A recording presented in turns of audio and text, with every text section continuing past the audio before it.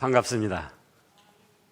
날씨도 좋고 또 먼 길 이렇게 마다하지 않고 찾아와 주시고, 오늘 은혜 받고자 하는 말씀은 죽음에서 살아난 유두고, 이런 말씀이 되겠습니다. 이 말씀 우리가 익히 알고 있는 말씀입니다. 자, 사도 바울이 1, 2, 3차 전도 여행을 하고 마게도냐에서 이제 예루살렘으로 귀환하려고 하는데, 마게도냐에서 배를 타고 지금 터키 서북부 해안 도시인 드로아라는 곳에 머물게 됐습니다. 그래서 이제 거기서 주일이 돼가지고 예배를 인도하고 성찬식도 하고 말씀을 계속 전하는데, 그러니까는 오늘날 우리로 말하면 사경의 예배를 드린 거죠.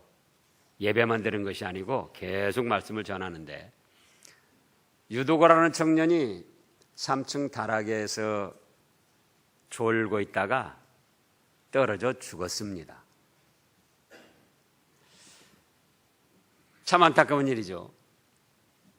그러잖아요. 그런데 떨어져 죽은 유두고를 이제 사도 바울이 내려가서 살려냈습니다. 그러면은 여기서 이제 첫째로 생각해 볼 것이, 하나님께 예배를 드리는 중에도 사람이 죽는다는 사실입니다. 자, 우리가 이 뉴스를 들어보면은 컴퓨터 게임에 미쳐가지고 자기 아들도 죽고 자기도 죽고 그런 사람도 있습니다. 또 그런가 하면은 술, 담배에 빠지거나 또 이 춤추는데 유흥가에 빠져가지고 불이 나가지고 죽기도 하고. 그런데 지금 유두고는 하나님께 예배드리는 그런 장소에 있다, 그거예요. 그런데도 죽었어요. 얼마나 안타까운 일입니까? 정말로 예배드리는 데에 은혜가 되어서 죽는 그런 분도 있어요. 우리 교회 집사님 어머님이신데 지금 한 4년쯤 됐는데요, 평소부터 믿음 생활을 얼마나 잘하고 충성봉사하시는데 기도하기를, 하나님, 저는 70살만 되면은 그저 천국으로 불러주세요. 지금 70살이면은 너무 젊은 거잖아요. 근데도 그렇게 기도를 했어요. 그래가지고 70살 생신날인데 주일이에요. 그런데도 자기가 이제 식당 그 봉사 책임자로 맡아가지고 일찍 나와서 점심 먹을 식당 그 준비를 다 하고 봉사를 하고, 예배 시간에 11시 예배 시간에 예배를 드리는 중에 하나님이 불러가셨어요. 그거는 또 얼마나 참 아름답고 그야말로 축복된 죽음이죠. 근데 유두고가 죽은 건 그런 죽음이 아니에요. 예배드리다가 졸다가 떨어져서 죽었어요. 그러면 이제 사람들이 생각합니다. 야, 그 예배 인도하는 사람이 너무 시시한 거 아니야? 그러니까 예배를 인도하다가 사람이 떨어져 죽지. 근데 이 예배 인도자가 누굽니까? 사도 바울입니다. 1, 2, 3차 전도여행 다니면서 수많은 교회, 수많은 영혼들을 구원하고, 먹든지 마시든지 무엇을 하든지 다 하나님의 영광을 위하여 하겠다고 하고, 결혼도 하지 아니하고 자기 자신을 온전히 바쳐서 하나님의 사역을 감당하는 사도 바울이 지금 예배를 인도하는 거예요. 그래서 그 예배 자체는 은혜가 충만하고 성령님이 역사하시고 하나님이 계시의 말씀을 사도 바울에게 내려주시고 성찬식까지 겸한 성대한 사경의 예배였었어요. 그런데 누가 떨어져 죽었다? 유두고가 떨어져 죽었다 그거예요. 그럼 이건 뭘 뜻하느냐? 전체적으로 하나님이 영광 받으시는 성대한 예배가 진행된다 할지라도 그 개인, 어떤 개인이 하나님을 기쁘시게 하는 예배를 드리지 않으면은 그 개인은 죽을 수도 있다 그거예요. 은혜가 충만하고 성령님께서 역사하시고 계시의 말씀을 하나님이 내려주시고 수많은 사람들이 그 말씀을 통하여 은혜를 받고 생명이 살아나는 그런 예배인데도 그 중에 어떤 개인이 하나님의 기뻐하심을 입지 못하고 하나님의 싫어하시는 예배 자세를 가지고 있다면 그 사람은 죽을 수도 있다 그거예요. 자, 그러면 이제 유두구 죽음에 대해서 좀 살펴보자고요. 어떻게 하나님 앞에 예배를 드렸기에 유두고가 죽음을 당했는가? 1번으로 생각할 것이 유두고의 죽음에서 유두고는 몸의 자세가 잘못되어 있었습니다. 지금 어떤 자세를 가지고 있었다고 했습니까? 3층 다락에서 창문에 걸터 앉았다 그랬어요. 그게 과연 예배 드리는 사람의 자세로서 합당한 거냐 그거예요. 하나님은 천지 만물을 창조하신 최고로 높으신 하나님이십니다. 그 최고로 높으신 하나님께 최고의 예의를 갖추어서 하나님을 높이며 존귀하게 여기며 영광을 돌려드리는 자세로 예배에 임했어야 되는 거예요. 그런데 창문에 걸터 앉았다는 것, 예? 창문에서 걸터 앉아보면 바깥에도 다 보이고 또 그냥 안에도 보이고 이쪽 저쪽 양다리 걸쳐놓고 세상 생각했다가 교회 안에 생각했다가 우리가 사람들끼리도 윗사람이나 높은 사람 만났을 때 어떤 자세를 갖느냐 그거예요. 하나님을 섬기는 몸의 자세가 아주 잘못되었더라 그겁니다. 2번으로 생각할 것이 유두고의 마음의 자세가 잘못됐습니다. 사무엘상에 보면 그렇게 말씀하셨죠. 사무엘 선지자가 이스라엘의 초대왕 사울왕을 하나님이 패하신다고 그러고 다시 2대째 왕을 세우라고 그래서 이세네 집에 갔어요. 이세네 집에 갔더니 8형제가 있는데 그 큰아들 엘리압이 나오는데 키가 훤칠하니 용모가 저만큼이나 준수해가지고 이 사람이 왕이구나. 하나님이 이 사람에게 왕으로 기름 부으라고 나를 보내셨구나. 그런데 하나님이 뭐라고 하십니까? 야 사무엘, 그 용모와 신장을 보지 말아라.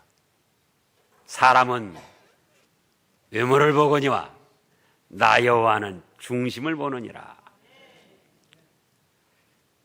그런데 마음 중심이 바로 돼 있으면은 사실은 겉으로도 바른 자세를 갖게 되는 겁니다. 이 창문에 걸터 앉았다는 자세는 하나님께 예배드리는 걸 존귀히 여기지도 않고 하나님을 높일 마음도 없고 자기 마음 내키는 대로 예배 법도나 예절도 무시하고 자기 마음대로 하고자 하는 교만 방종이 있었던 거예요.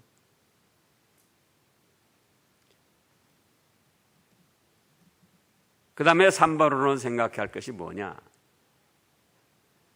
유두고의 영의 상태가 잘못되어 있습니다. 자, 지금 유두고의 육신의 눈에는 하나님이 보이질 않아요.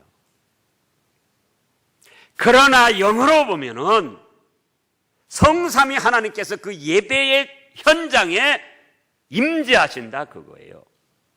근데 그걸 알지 못하고 자기 육신의 눈에 안 보이니까 하나님은 무슨 하나님? 그러면서 영적 캄캄한 상태에서 하나님께 예배드리는 것을 무시하고 무심히 여기는 그런 상태가 되었더라 그겁니다. 그러니까 또 거기에 뭐가 틈을 탑니까? 사탄 마귀가 틈 타가지고 사도 바울이 말씀 전하면은 굉장한 줄 알았더니 그것도 별것도 아니다. 야. 그냥 눈 감고 줘라. 그러니까 눈 감고 꾸벅꾸벅 졸다가 떨어져 죽은 거예요. 이건 뭘 뜻한다고요? 사도 바울 같은 훌륭한 사도가 예배를 인도하고 성찬식까지 겸하며 말씀을 살려내는 사경의 예배를 할지라도 그 어떤 개인이 하나님께 대한 바른 자세를 갖지 않고 영으로 임재하시는 하나님을 느끼지 못하고 예배를 소홀히 여긴다면은 그 사람은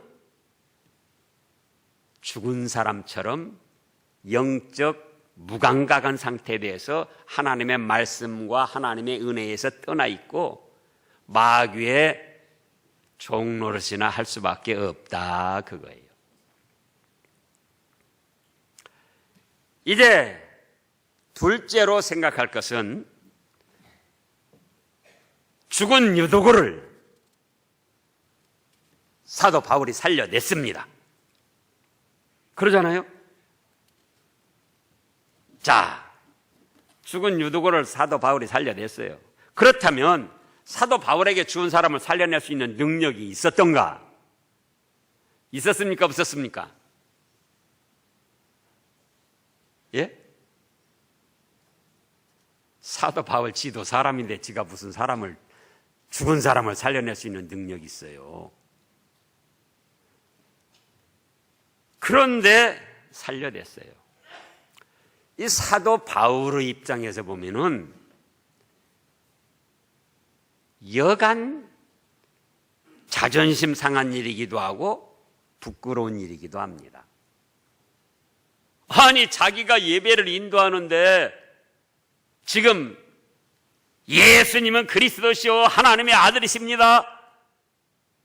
예수님을 믿으면 무엇든지 사함받고 새 생명을 얻습니다. 전하는데 꾸벅꾸벅 졸다가 떨어지니까 우두두둥 쾅쾅 사람 떨어졌다 죽었다. 예배 중에 말씀을 전하는 중에 이런 일이 일어났으니 여러분들이 그때 말씀을 전하는 위치에 있었다면 어떻게 했느냐 그거예요. 얼마나 당황하고 부끄럽고 자존심 상하고 내가 은혜를 못 끼쳐서 그런가? 그렇게 생각할 수도 있고 또 조금 교만하면은 봐라!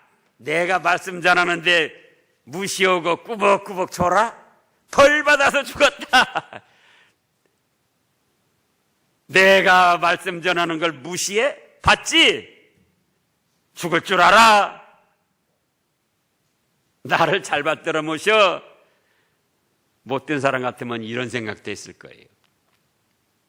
그런데 지금 10절에 보면은 바울이 내려가서 그 위에 엎드려 그 몸을 안고 말하되 떠들지 말라. 저에게 생명이 있다. 그럼 여기는 단순하게 나왔지만은 사실은 사도 바울이 유두고를 살려내는데 어떻게 했던가? 일본어로는 사역자로서 사도 바울의 죽음에 대해서 책임을 지고 순간 하나님 앞에 회개를 한 거예요. 하나님, 제가 지금 예배를 인도하고 말씀을 인도하는데 어찌해서 이 유두고가 졸다가 죽었습니까? 예배를 인도하는 저의 책임입니다. 제 죄를 용서해 주세요. 순간 유두고를 안고 그 기도를 드린 거예요. 2번으로는 유두고의 영혼을 불쌍히 여기며 그 죽음을 불쌍히 여기며 사랑하며 살려내고자 하는 뜨거운 마음이 있었습니다. 이대로 죽으면 어떻게 되냐 그거예요.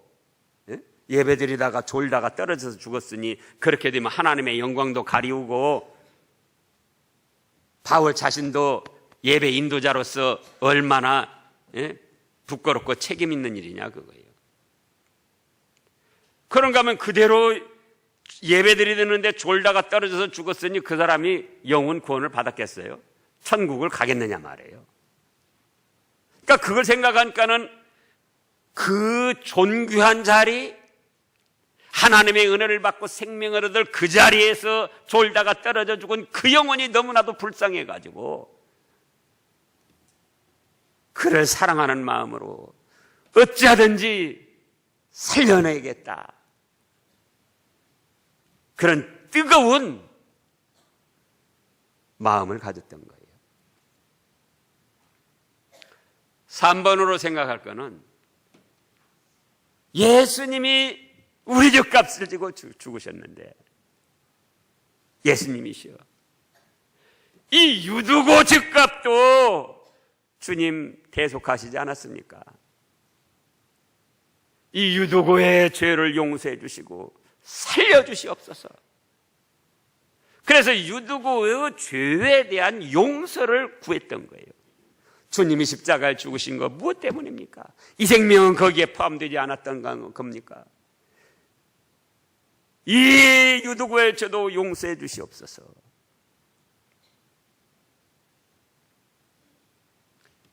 그리고 네 번째는 예수님 십자가에 죽었다가 부활하셨잖아요. 그 부활의 권능을 이 유두고에도 입혀 주셔서 이 죽은 유두고 살려주세요. 간절히 기도했던 거예요. 그 다음에 5번으로 생각할 것은 그렇게 가지고 내가 죽은 사람을 살려냈다가 내가 영광 얻게 하여 주시옵소서. 그게 아니고 죽은 유두고 살려내시고 성삼위 하나님께서 영광과 찬송을 받아주시옵소서. 순간 그 5가지 내용의 기도를 드렸던 거예요. 예배를 인도하는 사역자로서 자기가 뭘 얼마나 잘못했으면 그 시간에 유두고가 은혜도 못 받고 떨어져 죽었냐 그거예요.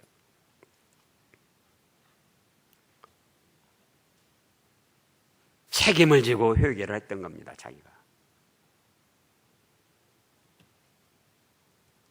또 그렇게 죽어가지고 지옥 멸망당할 것이 뻔한데 너무나도 불쌍하고 안타깝다 그거예요. 그래서 그를 살려내고자 하는 뜨거운 마음을 가지고 하나님 앞에 기도를 했던 거예요. 제가 이 말씀을 조금 생각하면서 저도 회개를 했습니다. 제가 예배 인도할 때도 조는 분들이 있어요.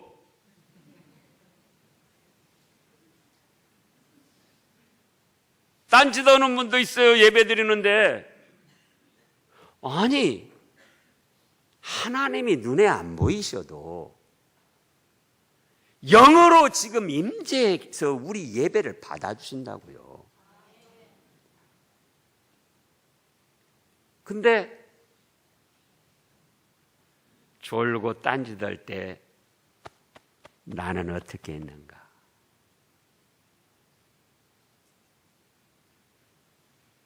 주일학교 아이들도 얼마나 요즘 아이들이 그렇습니까? 또 구역 식구들도 초신자들이 얼마나 그렇습니까? 구역 예배나 또는 주일학교 인도하는데 떠들고 장난하고 또 졸기도 오고 말도 안 들을 때 그때에 사역자들, 목회자들은 어떤 심정을 가졌던가? 지가 믿음 없어서 그런데 뭐 내가 어떻게 해요? 그런 생각을 안 가졌는가? 저렇게 예배 드리는데 소홀히 여기고 정성을 다하지 않고 그러다가 아마 틀림없이 벌 받을 거다. 그런 생각은 안 가졌는가?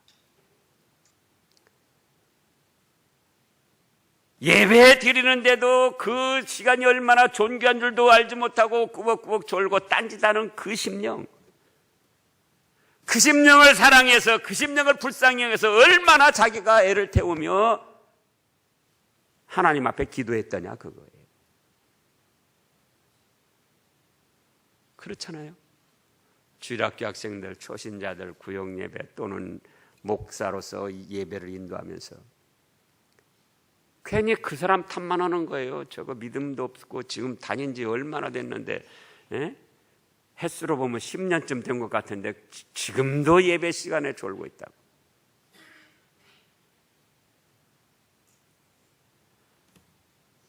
우리가 어떻게 해야 되겠습니까? 사도 바울의 심장을 가져야 됩니다. 예배 시간에 졸고 딴짓하는 분들이 있을 때 예배 인도자로서 자기가 책임을 지고 하나님 앞에 회개를 해야지 돼요.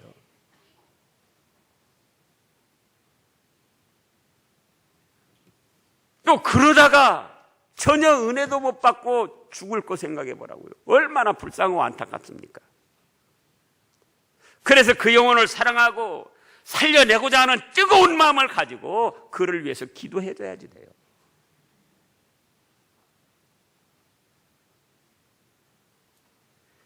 지금 몸에 앉고 엎드려서 몸에 앉고 그랬잖아요.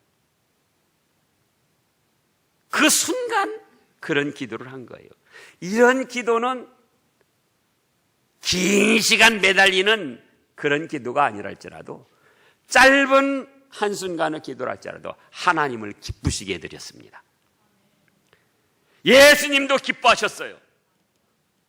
그래서 예수님이 유두고를 불쌍히 여기시고 유두고 죄를 사해 주시며 죽음을 이기고 살아나신 부활의 권능을 유두고에게도 또 입혀주셨던 거예요. 그러니까 유두고가 살아났습니다. 우리도 연약한 심령들을 살려내야지 돼요.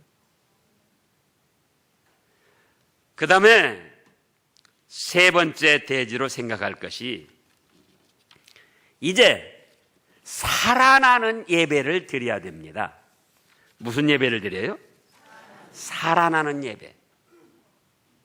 예배 시간에 죽었단 말이에요. 살아나는 예배를 드려야지 돼요. 자, 예배의 목적이 무엇입니까? 여러 가지로 생각할 수가 있어요. 그러나 단순하게 생각해 보면은 두 가지예요. 하나는 하나님을 기쁘시게 하기 위해서 예배 드리는 거예요. 예배의 목적. 또 하나는 사람을 살려나기 위해서 예배를 드리는 겁니다. 그러잖아요.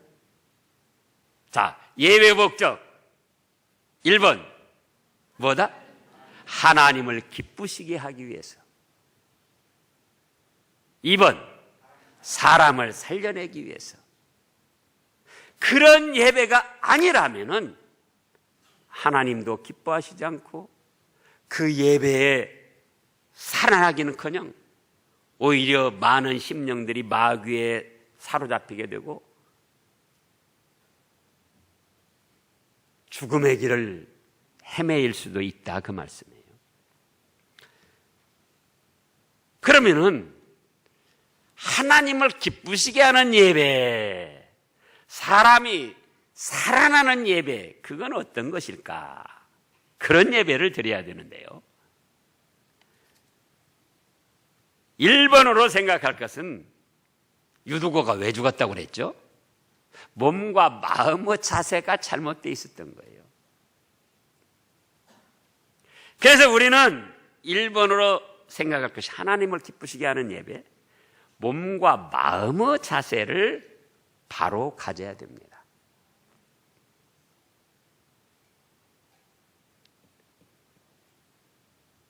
오늘날 너무나도 자유분방한 시대가 됐고 개인 의사가 존중되는 그런 시대가 됐어요. 여기 오신 분들은 그래도 다 하나님 앞에 예배 드릴 수 있는 정중한 그런 자세로 갖추고 오셨는데 뭐 별별 사람들 다 있잖아요. 시대가 그렇게 흘러가지만은 그렇다 할지라도 하나님 앞에 예배 드리러 올 때는 청바지 찢어진 것, 이 허벅지 이렇게 다 나온 그게 괜찮을까요?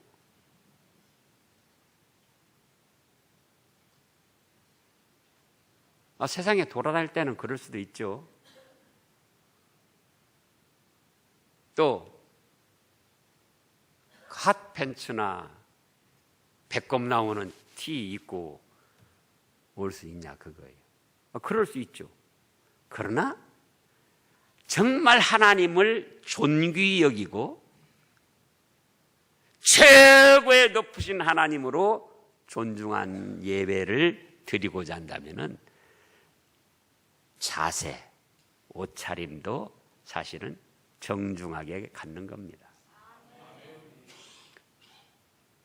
3층에 창문가에 걸터 앉아가지고 다 크니 뭐라고 하는가 보자. 사도 바울 말은 굉장하지만 한번 내가 판단해 봐야겠다.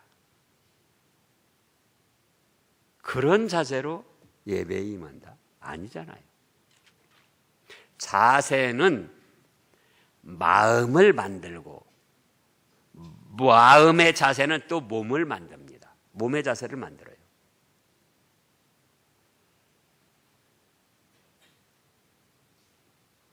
겉모양의 자세를 바르게 잘 갖추면은 마음의 자세가 그렇게 만들어져요. 마음의 자세를 하나님께 예배드리는 걸 존귀히 여기며 하나님을 높이고자 하는 마음을 가지면은 그것이 겉 자세로도 나타나는 거예요.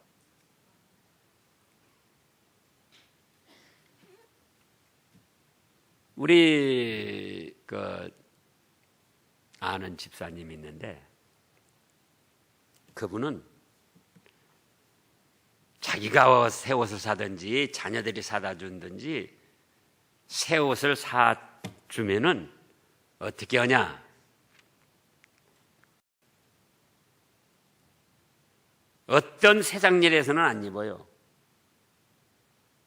그래서 주일에 그 새 옷을 차려입고 하나님 앞에 예배 드리고 난 다음에 세상 일 하는데 그 옷을 입는데요.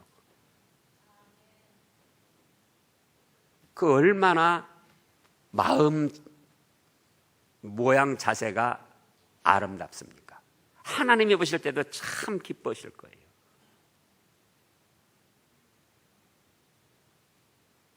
우리가 헌금하는데도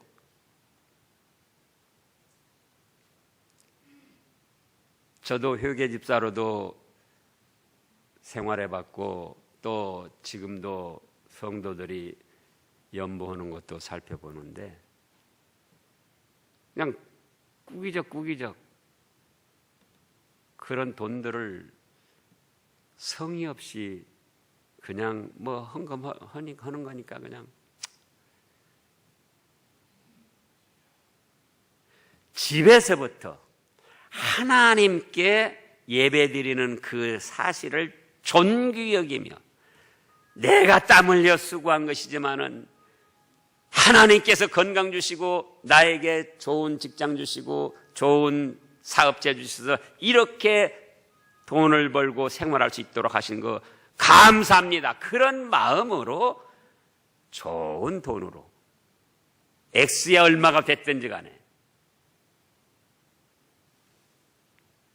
반듯하게 펴서 정성을 다해서 해야 그게 하나님이 기뻐하실 거 아니겠어요? 그래서 하나님이 기뻐하시고 우리가 살아나는 예배란 1번으로 뭐다? 몸의 자세, 마음의 자세를 바르게 갖춰야 된다. 2번으로 생각할 것은 성삼위 하나님을 믿는 영적 예배를 드려야 됩니다. 자, 마음의 자세, 몸의 자세를 갖는 것은 믿음 없는 사람도 예의상 그렇게 할 수가 있어요. 하나님을 믿지 않아도 예배 드리는 장소에 왔다면 사실은 기본적으로 몸과 마음의 자세를 바르게 가져야 되죠. 근데 그렇다 할지라도 영으로 함께 하시는 하나님을 믿지 않으면 그 예배는 하나님을 기쁘시게 할 수가 없어요. 육신의 눈에는 안 보입니다.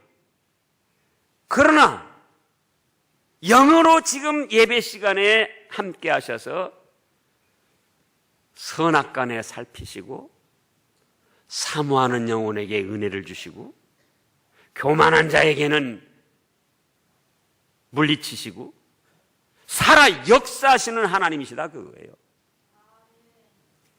지금 여러분들이 이 화창이 좋은 날 다른 데 갈 수도 있고 근데 뭐려고 여기에 뭐 있습니까? 뭐 목사가 설교고 또 뭐 전호남 연합 사경에 온다니까 그것 때문에 모이신 건 아니잖아요. 그런 과정을 통해서 이 예배를 하나님이 받아주시고 내가 하나님께 정성을 들여 예배하는 걸 하나님이 기뻐하셔서 나에게도 은혜를 주신다 그러잖아요. 눈에 안 보여도 영으로 임재하셔서 우리에게 은혜를 베풀어 주신 그 하나님, 그 하나님을 생각하며 영적 예배를 드려야죠. 그러잖아요. 믿음이 없이는 하나님을 기쁘시게 할 수 없다. 히브리서 11장 6절에 그랬잖아요.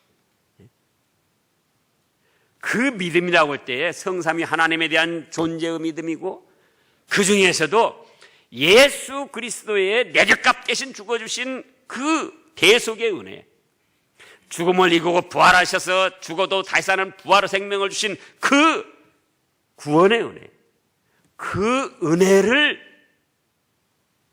영으로 믿고 감사하면서 나 같은 죄인 살리신 그 은혜 고마워. 나 처음 믿은 그 시간 어째요? 나 처음 믿은 그 시간 괜히 믿었구나. 그게 아니고 나 처음 믿은 그 시간 귀하고 귀하다. 아멘. 그래서 그 예배의 그 현장에 내가 지금 참여해서 눈에는 보이지 않지만 영으로 임재하신 하나님께 나의 정성, 나의 마음, 나의 몸, 나의 모든 걸 드립니다.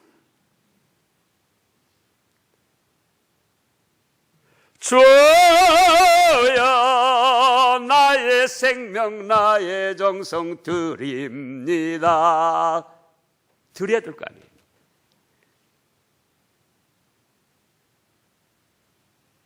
대적값 대신 죽어주신 그 예수님의 은혜, 그 은혜에 감사 감격하면서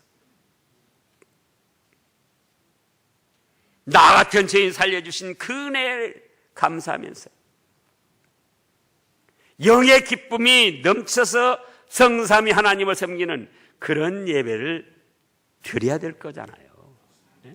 마지못해서 그냥 그 자리에 참여해가지고 언제 끝난다냐, 언제 끝난다냐.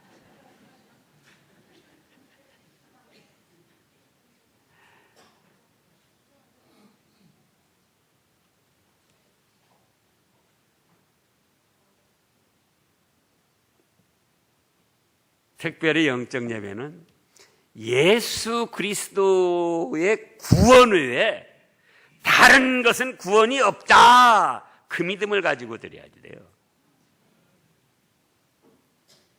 천하 인간의 다른 이름으로는 구원받을 자를, 구원받을 이름을 주신 일이 없이 오직 예수 그리스도로만 나는 구원받았다.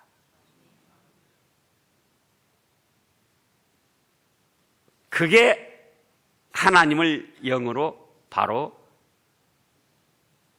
믿고 드리는 예배예요. 자, 최초의 성경에 제사 예배가 나옵니다. 누구 제사였죠? 가인과 아벨의 제사입니다. 가인과 아벨 형제가 아니고 한날 한시 같은 장소에서 하나님께 제사를 드렸습니다. 그런데 아벨의 것은 받으시고 가인의 것은 받지 않으셨어요. 무엇 때문이었죠? 아벨은 양을 잡아서 희생 제물로 하나님 앞에 드렸고, 가인은 곡식으로 드려. 나 농사 줬으니까 뭐 내가 농사 준 거 뭐 내가 그걸로 드려도 되지 뭐. 그건 뭘 뜻하느냐? 우리의 값 대신 죽어주실 예수 그리스도를 믿지 않았던 거예요. 양은 뭘 뜻합니까? 우리의 값 대신 희생하고 피를 흘려 죽으실 앞으로 오실 메시아 그리스도를 뜻했던 거예요. 단순히 양 잡았다, 곡식이다, 그래서 그런 게 아니에요. 보시라고요. 한날 한시 같은 장소에 같은 형제가 하나님께 제사를 드리는데 아벨의 것은 받으시고 가인의 것은 안 받으셨어요. 가인도 하나님을 믿습니까? 안 믿습니까? 믿어요. 그러나 누구를 안 믿더라? 앞으로 우리 죄값 대신 오셔서 희생양이 되어주실 예수 그리스도, 구약시대에는 메시아, 신약시대는 그리스도, 그 예수 그리스도를 믿지를 않았던 거예요.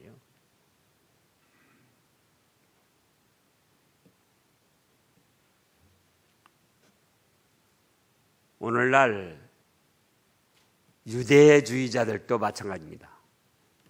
지금 이스라엘의 유대인들 지금도 그래요. 하나님께 그들 제사 드리고 예배 드립니다. 그러나 누구를 안 믿는다? 예수 그리스도의 그리스도 되심을 믿지 않으면 그거는 하나님이 기뻐하시는 예배가 아니에요.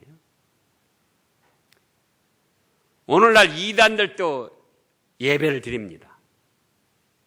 그러나 그들은 예수 그리스도로만의 구원을 믿지를 않아요. 신천지 이만희 그 작자들은 뭐라고 합니까?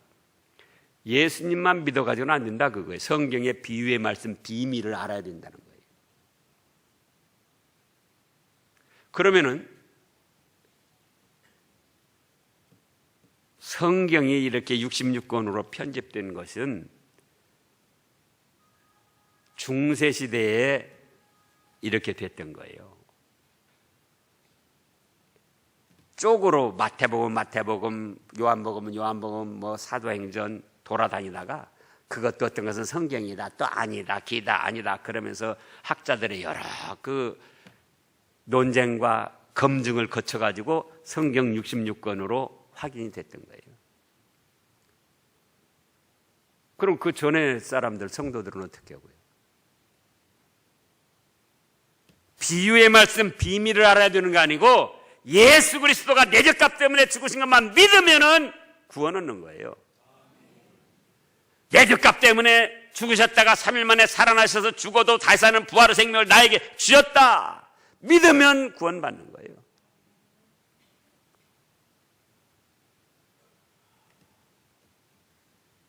그 믿음이 없으면 영적 예배가 아니에요. 다른 것으로도 구원받을 수 있다. 또 예수님만 믿어가지고는 부족하다. 그러면 안 돼요.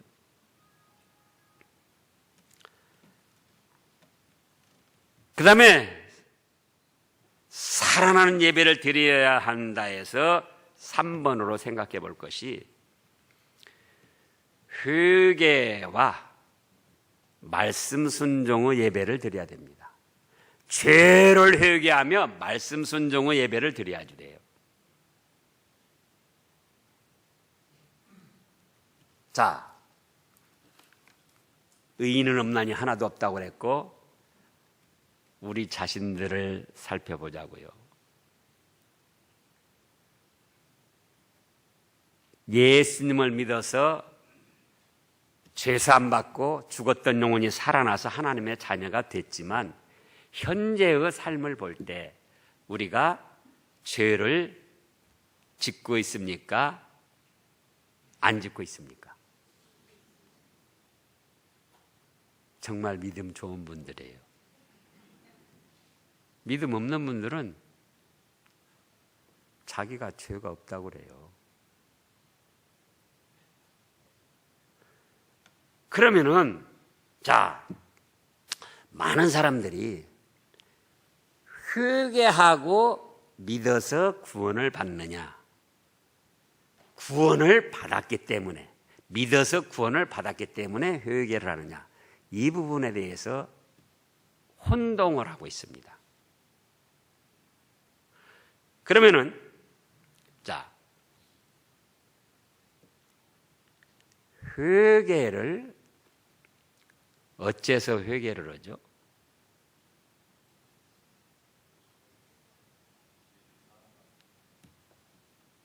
어째서 회개를 하죠?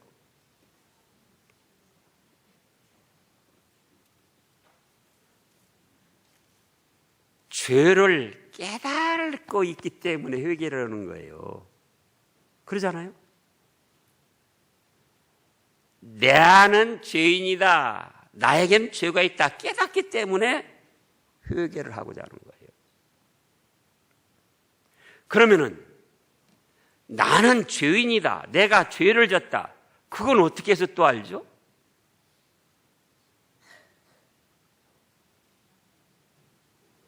하나님과 그 말씀을 믿고 그 말씀에 비추어서 내 자신을 살펴보니까 내가 잘못하고 죄를 졌더라 그거예요.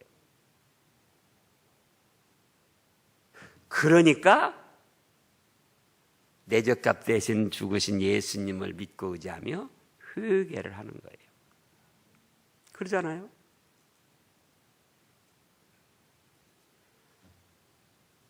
많은 분들이 마태복음 3장에서 세례 요한이 회개하라! 천국이 가까웠다! 회개를 먼저 말했어요. 또 사도행전 2장에서도 보면은 회개를 하고 죄사함을 받고 또 예수님을 믿고 세례를 받으라, 그렇게 말씀이 됐어요. 자, 이제 사도행전 2장을 좀 보겠습니다. 사도행전 2장. 사도행전 2장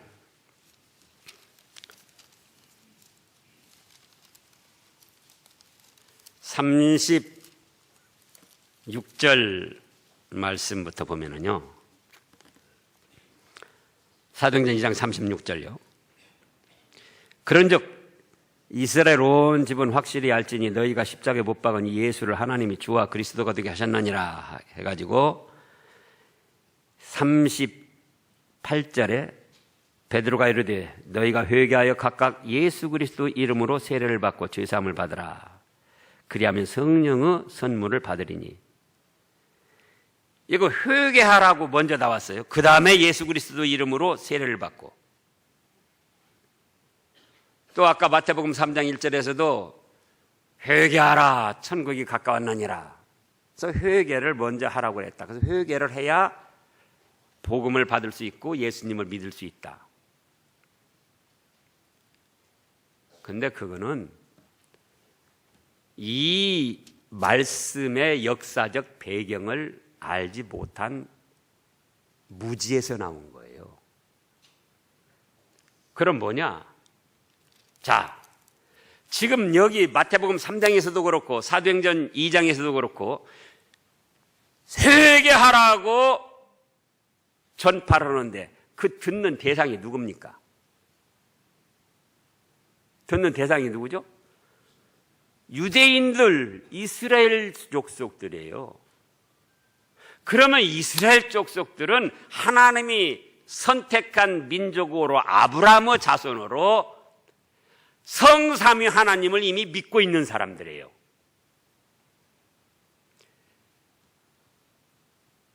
하나님 아버지와 앞으로 오실 메시아와 또 성령님을 이미 믿고 있는 사람들이라고요. 모세를 통해서 주신 하나님의 말씀과 계명과 율법을 이미 믿고 지키고 행하고 있고 유월절까지 지키고 있어요. 그렇습니까? 안 그렇습니까? 유월절이 뭐죠? 유월절에 뭐로죠? 양을 잡아서 희생제물로 드리고 그 피를 또 하나님께 드리는 거예요. 이스라엘 족속들의 일반 제사도 전부 다 희생제물을 드리고 또 피를 함께 드리는 거예요. 그러면은 그 이스라엘 백성들의 제사의 제물과 피, 유월절의 희생양과 그 피, 그건 뭘 뜻하느냐 그거예요. 뭘 뜻하죠? 앞으로 오실 메시아. 구약시대는, 신약시대는 그분이 바로 그리스도, 우리 죗값 대신 이렇게 피를 흘리고 죽어주실 그리스도를 믿는 뜻에서 그 유월절 희생양을 드리고 제사를 드렸던 거예요. 그래서 성삼위 하나님을 이미 믿고 복음을 믿고 섬기는데도, 그런데도 하나님의 말씀을 거역하고 죄를 짓고 나가니까, 그래서 회개하라고 이미 믿고 섬기는 사람들에게 회개하라고 한 것이지, 전혀 하나님도 모르고 복음도 모르는 그런 사람들에게 회개부터 하라고 한 것이 아니다 그 말씀이에요. 그런데 그렇게들 이해를 하고 있는 거예요. 자, 유월절 양과 희생 제물은 뭘 뜻한다고요? 예수 그리스도. 그때는 예수님을 빼고 메시아 그리스도가 오셔서 우리 죗값을 이렇게 담당하고 죽으실 것이다. 그리고 우리에게는 생명을 줄 것이다. 그걸 믿었던 거예요. 그런데 정작 그분이 누구였느냐? 예수님인데 그 예수님을 믿지 않고 배척을 하는 거예요. 유대인들, 이스라엘 족속들이. 그러니까 그거를 회개하고 예수님을 믿으라고 한 것이지, 예수님을 믿을 조건으로, 불신앙의 사람들이 복음을 받는 조건으로 회개부터 하라고 한 것이 아니다, 그 말씀이에요. 아까 회개를 어떻게 선다고 그랬습니까? 죄를 깨달으니까 회개를 한다. 죄는 어떻게 해서 깨닫는다고 그랬습니까? 하나님과 그 말씀에 비추어 봐서 자기가 잘못한 것이 느껴지니까, 그럼 이미 하나님과 그 말씀을 믿는다는 거예요. 죄를 깨달은 사람은 회개하기 전에 이미 하나님과 그 말씀을 믿고, 자,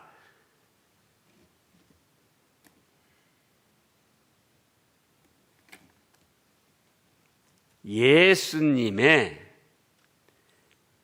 대속의 공로를 믿지 않고 하는 회개, 죄를 용서받을 수 있습니까? 없습니까? 목사님들 말씀해 보세요. 예수님의 대속의 공로를 믿지 않는 상태에서 하는 회개, 그 죄를 용서받을 수 있습니까? 없습니까? 그렇죠. 만약에 예수님의 대속의 공로를 믿지 않는 상태에서 회개해도 죄를 용서받는다면 그건 이단설이에요. 예수님 필요 없는 거예요, 그러면은. 그렇잖아요?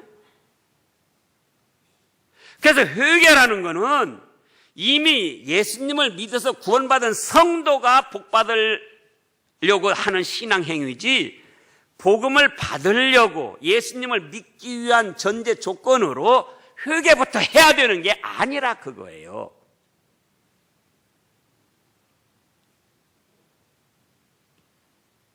그러지 않습니까? 예수님을 믿지 않고 하는 회개, 그게 어떻게 용서받을 수 있느냐, 그거예요. 그거는 예수님을 믿지 않고 하는 회개가 죄를 용서받을 수 있다면 그건 이단설이에요. 그렇기 때문에 마태복음 3장이나 지금 사도행전 2장이나 그 외의 말씀에서도 회개라는 말씀이 먼저 나온 거는 이미 그들은 아브라함의 자손들로서 뭘 믿고 있다? 성삼위 하나님을 믿고 유월절 희생양을 뭐라고 드리고 왜 피를 드리냐, 그거예요. 그들이 내 젖값 때문에 죽으실 예수님을 이미 믿고, 이제 예수님이 아니고 그들에게 그리스도를 믿고 섬기기 때문에 그렇게 해서 희생양을 드리는 거예요. 그런데 정작 그 그리스도가 누구시다? 예수님이신 거, 그건 믿지 않는 거예요. 그래서 그걸 회개하고 예수님을 믿으라고 한 겁니다.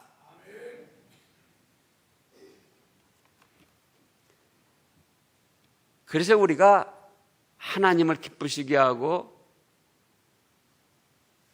살아나는 예배를 드리려면은 1번으로는 아까 그랬죠. 몸과 마음의 자세를 바로 해야 된다. 영적 믿음을 가지고 예배를 드려야 된다. 그 다음에 3번으로는 회개와 말씀 순종 후 예배를 드려야 된다. 자, 회개를 하면은 살아납니다.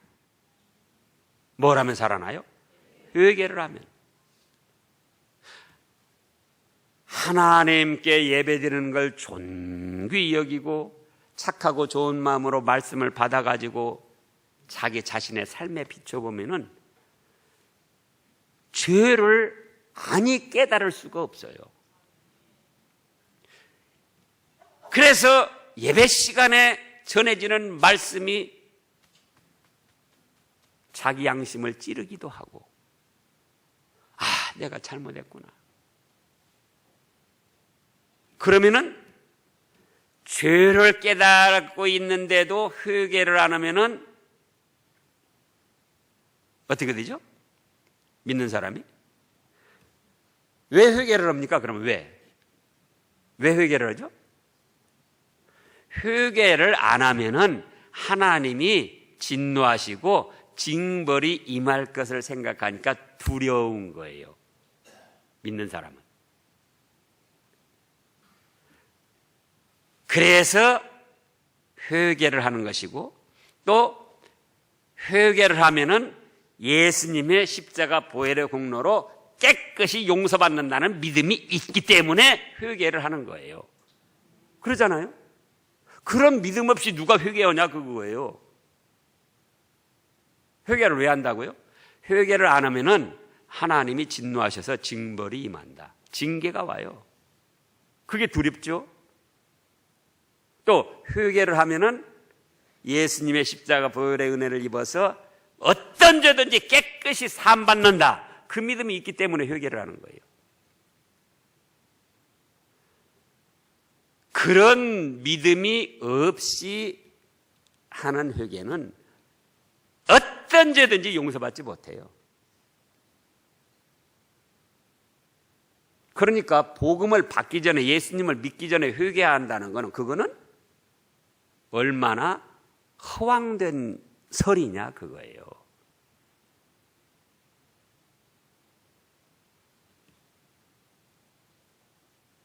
회개는 성삼위 하나님을 믿는 성도들이 복 받으려고 하는 신앙의 행위예요. 그래서 우리가 잘 아는 대로 요한일서 1장 8절에 보면은 우리가 죄 없다고 하면은 스스로 속이고 하나님의 말씀이 우리 속에 있지 않다 그랬고, 또 10절에는 우리가 범죄하지 않았다고 하면은 하나님을 거짓말하는 분으로 몰아붙이는 거다 그랬어요. 그러니까 우리가 예배 때에 말씀을 듣고 받으면서 그 말씀에 자기 자신을 적용시켜 가지고 말씀에 걸리고 찔리는 것이 있을 때 그때 즉시로 주님, 그렇습니다. 저는 이런 죄인입니다. 그럼에도 불구하고 주님 참아주시고 오늘 이 예배 시간을 통해서 죄를 깨닫게 해주시니 감사합니다. 회개합니다. 주님, 내 죄값 때문에 죽으신 거 감사합니다. 그래서 고백을 하는 거예요. 그러면은 또 요한일서 1장 9절에 뭐라고 하셨는 거니? 저는 미쁘고 의로우사 모든 죄를 사하시고 모든 불의에서 깨끗하게 해주신다 그랬어요. 그러니까 하나님도 기뻐하시고 우리가 살아나게 된다 그거예요. 살아나게 된다. 자, 다 같이 이사야서 57장을 살펴보겠습니다. 이사야 57장.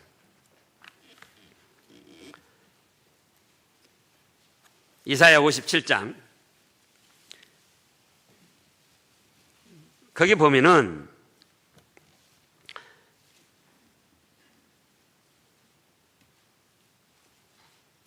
이사야서 57장 15절에 지극히 존귀하며 영원히 거하시며 거룩하다 이름하는 이가 이와 같이 말씀하시되 내가 높고 거룩한 곳에 있으며 같이요 또한 통회하고 마음이 겸손한 자와 함께 있나니 이는 겸손한 자의 영을 소생시키며 통회하는 자의 마음을 소생시키려 함이라. 보세요. 자기 죄를 깨닫고 원통히 여기며 예수님의 보혈의 공로를 믿고 오자며 회개하면은 그 겸손한 자와 함께 하시며 그 겸손한 자의 영을 소생시켜주고 그 마음을 소생시켜주고 이미 처음 예수님을 믿을 때에 거듭난 영혼이지만 다시금 힘을 얻어 살아나서 하나님을 잘 섬기고 말씀을 순종하고 이 세상을 이겨나갈 수 있도록 세워주신다는 거예요. 그래서 우리가 살아나는 예배를 드려야지 돼요. 살아나는 예배. 살아나는 예배는 뭐다? 몸과 자세를 바로 하고 하나님의 존재를 믿는 영적 믿음, 또 그리스도의 구속을 믿는 영적 믿음으로 예배를 드려야 되고, 그 다음에는 죄를 회개하고 말씀을 순종하는 예배를 드려야 된다. 말씀을 듣는데요, 말씀은 좋기는 한데 내 형편은 안 맞아. 그러면서 예배를 드린다면 하나님이 기뻐 받으시겠습니까? 예? 목사 지나 잘하라고 그래. 지는 뭐 그걸로 먹고 살잖아. 예? 하나님, 제가 믿은 지가 20년, 30년이 되고 주의를 거룩히 지키라고 했는데 그것도 아직 제대로 못하고 있습니다. 그러니까 저 까다로운 목사 세워가지고 또다시 주의를 거룩히 지키라고, 주의를 거룩히 안 지키면 죄라고 지적해 주시고 깨닫게 해주시니 감사합니다.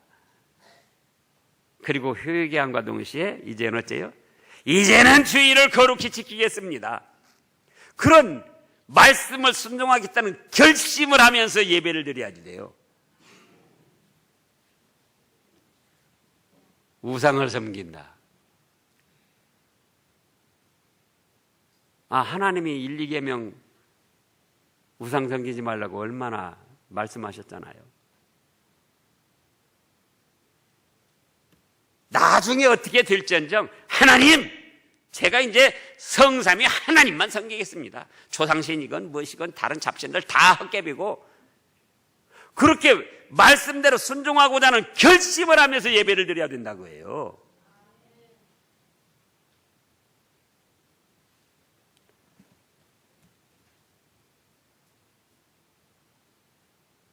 남편에게 어떻게 하라고 그랬죠?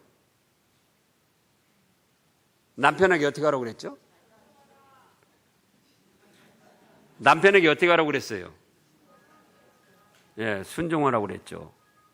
순종하라고 그랬는데 순종합니까? 근데 남편에게 순종하라고 한단 말이야. 그러면 또 뭐라고 생각하냐, 여자 성도들이. 목사치가 남자니까 그렇지.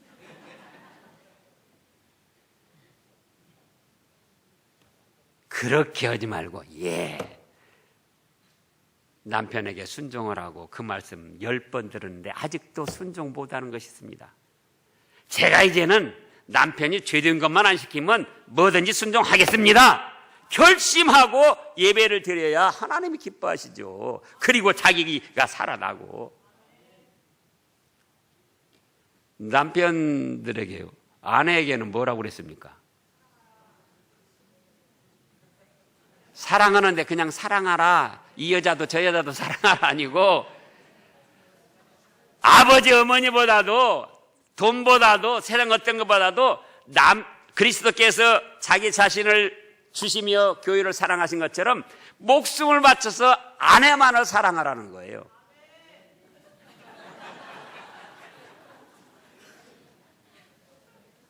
그러면은 다른 이쁜 여자들이 미혹을 해도 넘어가지 말고 아내만을 목숨을 바쳐서 사랑해야 된다, 그거예요. 그렇게 결심을 하면서 예배를 드려야 하나님이 기뻐하시지. 그리고 자기 영이 살아나지요. 그러지 않겠어요? 말씀은 좋은데 내 형편에는 안 맞아. 우리 남편 성질 몰라서 저런 소리 하는만. 자, 살아나는 예배 드려야 됩니다. 1번 뭐죠? 몸과 마음의 자세를 바로 하자. 2번 영적 믿음을 가지고 예배를 드려야 된다. 3번 죄를 회개하고 말씀을 순종하겠다는 결심을 하면서 예배를 드리면 하나님이 기뻐 받으시고 그런 성도들에게 은혜를 아낌없이 베풀어 주십니다. 그래서 우리 영은 힘있게 살아나서 세상에 있는 일들 넉넉히 감당하고 믿음으로 승리하는 삶을 살게 되는 겁니다. 그런 여러분들 되시기를 축원합니다.